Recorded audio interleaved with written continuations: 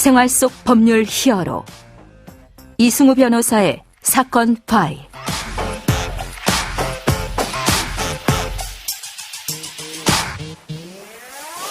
사건 파일 청취자 여러분 안녕하십니까. 생활 속 법률 히어로 이승우 변호사입니다. 오늘 주제는 AI는 변호사를 대신할 수 있나 입니다.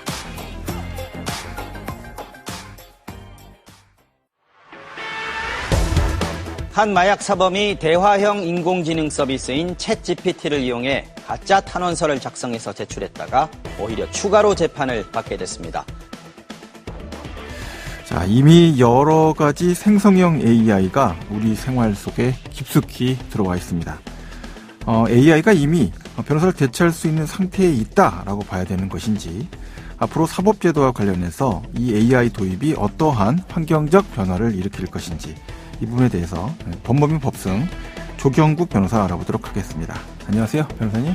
네, 안녕하세요. 네, 자, 변호사님, 청취자분들께 그 변호사님의 경력에 대해서 좀 소개를 해주시면 이 내용 자체를 들으시는데 굉장히 도움이 되실 것 같아요. 네, 저는 로스쿨을 오기 전에는 전자공학을 전공했습니다. 구번강 연구소에서 현재 로펌으로 이직한 이후에 지금 이제 업무 자동화 프로젝트를 진행하고 있습니다. 업무 자동화 프로젝트는 현재 변호사님들이 하시는 업무 중에서 좀 단순 반복적인 업무들이 많이 있는데요. 이런 부분들이 특히 이제 변호사님들은 어떻게 보면 이제 정보를 다루시는 일이기 때문에, 주로 페이퍼워크를 하시는 일이기 때문에 컴퓨터로 자동화할 수 있는 영역이 굉장히 많습니다. 그래서 그런 부분들을 잘 정리해서 자동화를 하는 프로젝트를 지금 진행하고 있습니다. 이제 빅데이터를 주로 관리하시는 걸로 제가 알고 있는데, 사실은 뭐 구체적인 이해는 좀 쉽지가 않고, 그렇지만 천연의 식재료가 널려 있어도 요리를 하려면 그 재료를 다듬고 소분하는 그런 과정을 다 거쳐야 되고, 쓸 수 있는 상태를 만들어야 즉각 그거를 이제 사용할 수 있는 상태가 되잖아요.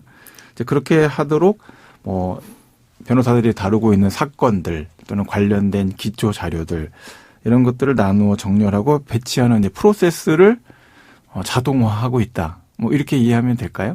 네, 정확한 설명이십니다. 지금 제가 하는 일은 정확하게는 업무 자동화를 하기 위해서 업무 프로세스를 잘 정립하고 확립하고, 그리고 거기서 생산되는 데이터들을 잘 정제하는 일들을 하고 있습니다. 조금 더 깊이 들어가면은 그런 데이터들을 잘 쌓을 수 있도록 데이터의 구조를 짜는 그런 설계를 하고 있는 것입니다. 그래서 일단 그 데이터가 잘 쌓이도록 이렇게 그릇을 잘 만들어 놓으면은 거기에 자연스럽게 AI가 학습하기 좋은 데이터도 쌓이고, 동시에 보통 컴퓨터가 보기 좋은 이런 정리된 자료는 사람도 활용하기가 좋거든요. 그래서 단계적으로 이제 사람이 하는 일을 어느 정도 보조하는, 쉽게 이렇게 할 수 있도록 해주는 프로그램을 먼저 만들고, 장기적으로는 이러한 데이터들을 활용해서 AI를 만드는 것까지 지금 계획하고 염두에 두고 지금 진행하고 있는 그런 프로젝트입니다.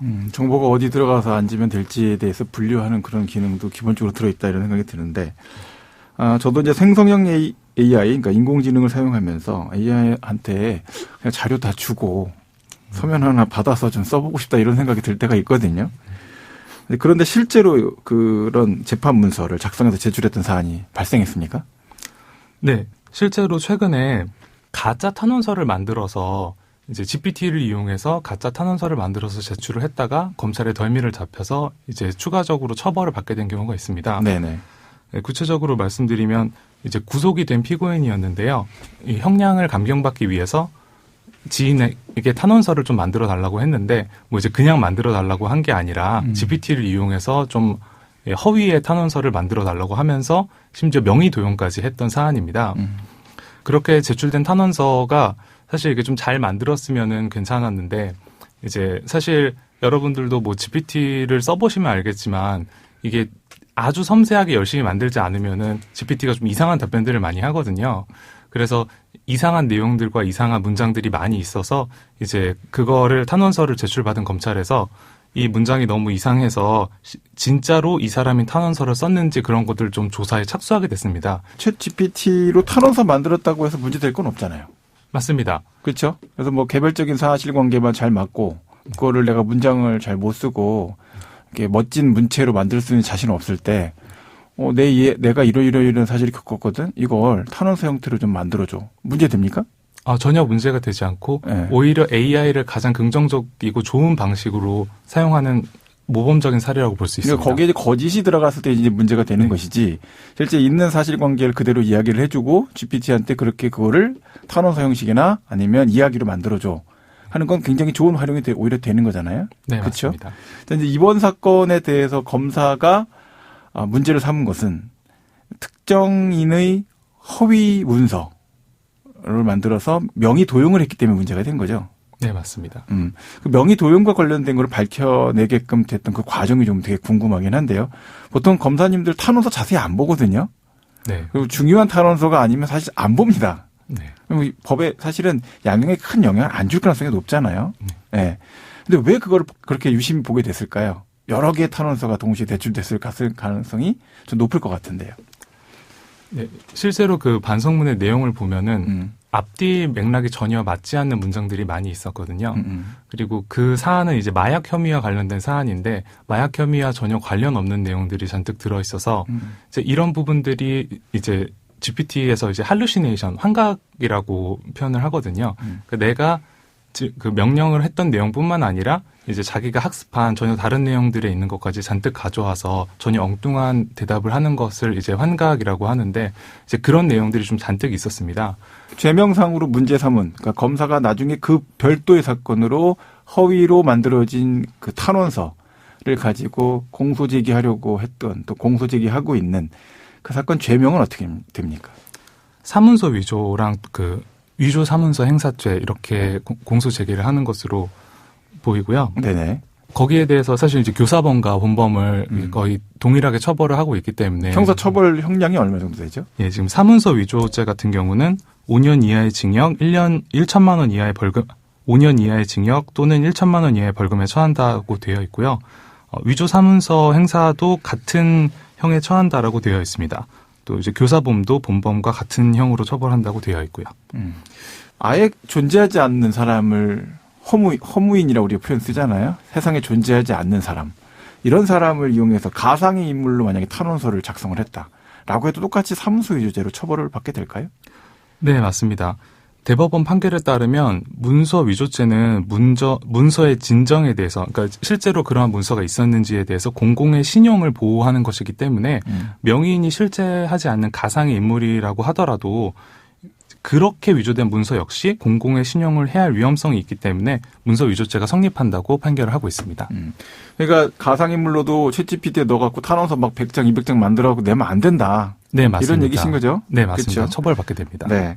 자, 이제 탄원서 써달라고 부탁을 받았는데 귀찮고 바쁘고 막 이래갖고 본인이 작성을 안 하고 챗GPT 활용해서 탄원서 내용을 생성해서 주면 뭐 그거 자체가 문제가 될 것은 없죠. 네, 형사처벌이 되진 않습니다. 하지만 허위로 작성한 탄원서인 게 들통나면 오히려 역효과가 날 수 있기 어떤 때문에 역효과가 날까요? 오히려 엄벌이 될 수 있겠죠.